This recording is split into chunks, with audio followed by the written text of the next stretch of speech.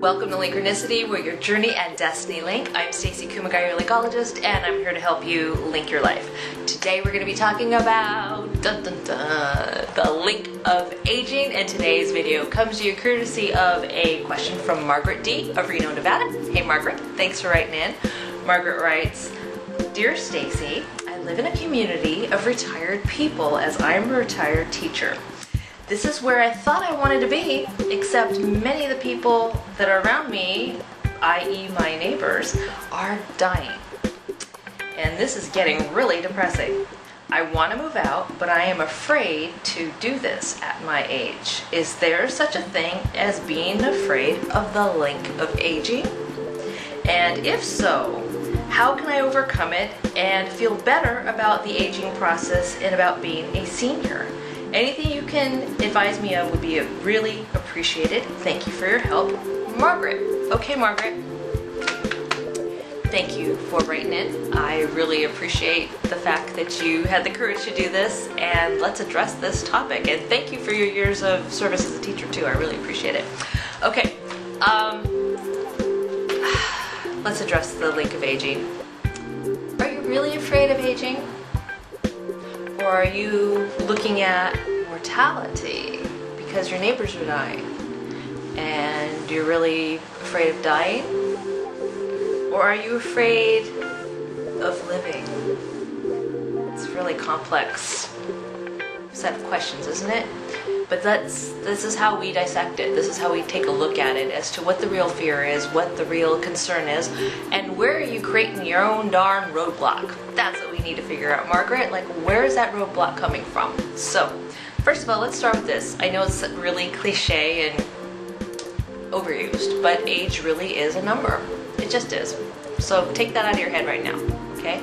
Now, look at the way that you look at living. Do you want to get out of this community because you don't really want to be the last one left? Is it because all of your neighbors are dying that's making you face the idea of mortality? Or is it that you are being reminded that this is not who you are? This is to be sitting in this doom place of a community, and where you actually want to get out there and be doing things and living the best years of your life for the time that you have left here on this planet. That's the bigger question, and that's what we need to look at. So yes, I will address this idea of the fear. Where is this fear coming from? Is it that you may not be able to fulfill all of the things that are on your bucket list? I've got a bucket list video below that maybe you want to explore that a little bit further, because it's all about what's in here and what's in here. And our bucket list is really something that we can experience either in reality or not, right? It's about achieving these things that you want to do with the time that you have here on this planet, because that part is finite. I mean, we're all going to die, right? We're all going to do that. But the question is, how many of us are going to live? And when I mean live beyond the idea of existing. Live as in living your best life. Live as in having joy every day. Live as in trying to do something that makes you feel alive. And that could be anything, Margaret. That could be time with your family. That could be time with friends. That could be time traveling. That could be even time that you didn't get to have when you're being a teacher. You're too busy teaching lessons, but maybe there's something that you wanted to learn yourself. Maybe you were seeking a teacher or a mentor and wanted to learn something, learn a new skill or a hobby, or take on a sport, or read all kinds of books that had nothing to do with academia or whatever it was that you were teaching. Maybe there's something that you wanted to learn. Maybe there was something that you wanted to explore. Maybe there's a piece of yourself that you had to back shelf because you just had to spend, so much of your time educating others. So maybe this is where we start. We need to look at what it is that makes you feel alive. So make a list of things that make you feel alive. Write down your list of the things that you want to still learn to do. And maybe take a look at your life and what you've accomplished so far to appreciate your own progress, because we don't take time to do that as human beings, right? We're just going about our thing every day, and we don't take time to sit back and reflect and see our progress. But maybe that's what's making you feel this way. Do you think about that? If your neighbors in your community are all dying around you, maybe you're really looking at life from that place, and it's making you reflect, going, oh my God, this is all happening. And, what is it that I still really want to focus on?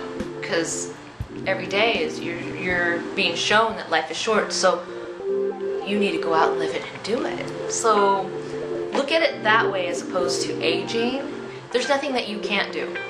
Okay, so take out of your head that you can't because of an XYZ number.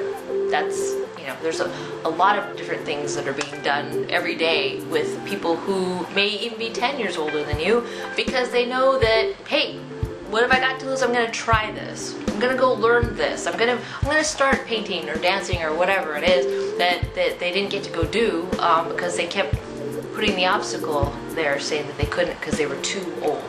Okay, if we remove that, then nothing's impossible. Nothing's impossible. So we need to look at what is possible. What is possible? What are your possibilities, Margaret? What do you want to do?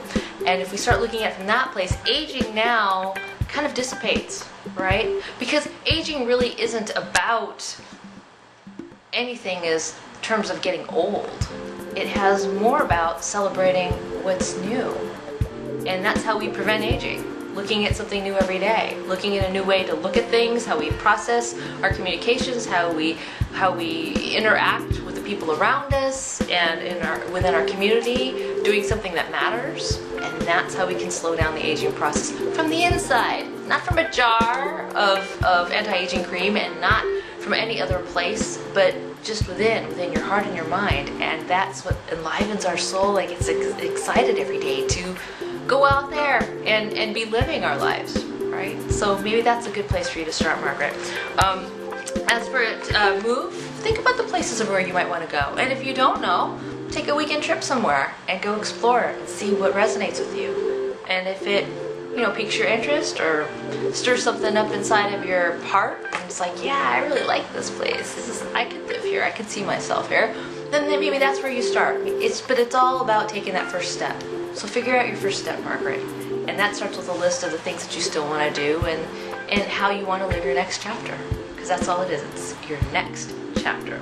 So I hope that helps. If not, write me back. And for those of you who have a question about a link or want to address a link that I've already addressed or understand one better, or even one that I haven't even addressed yet, be sure to hit me up on social media and I might be able to turn your question into the next video. I'm Stacey Kumagai, your Linkologist, here to help you link your life. Be sure to follow me on Twitter, Facebook, Linkronicity, blogspot.com, and go to Linkronicity.com for private coaching sessions. I hope you have a wonderful day living your best life.